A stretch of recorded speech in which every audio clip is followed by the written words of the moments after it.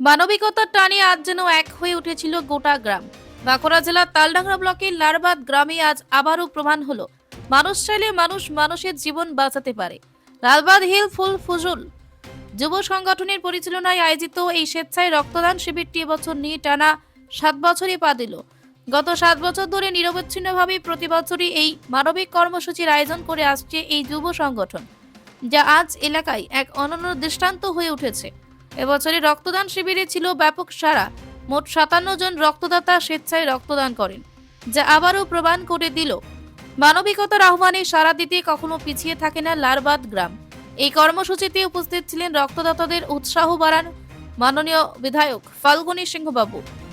এছাড়া উপস্থিত ছিলেন অঞ্চল সভাপতি, পঞ্চায়েত প্রধান এবং গ্রামের বিভিন্ন স্তরের মানুষ, যুবক, মহিলা, প্রবীণ সকলেই।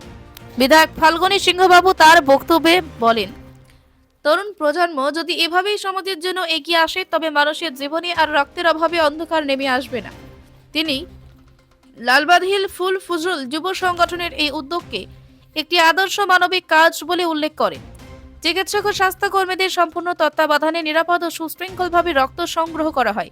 রক্তদাতাদের চোখে মুখে ছিল আত্মতৃপ্তির ছাপ, কারণ আজ তাদের রক্তে বাঁচবে অচেনা কারো প্রাণ। 7 বছরের ধারাবাহিকতা, মানুষের ভালোবাসা আর মানবিক চেতনায় লারবাদ গ্রামের এই রক্তদান শিবিরকে করে তুলেছে এক জীবন্ত আন্দোলন। বাঁকুড়া পাঁচমোড়া থেকে Riazul Bhuiya report, peace news Bangla.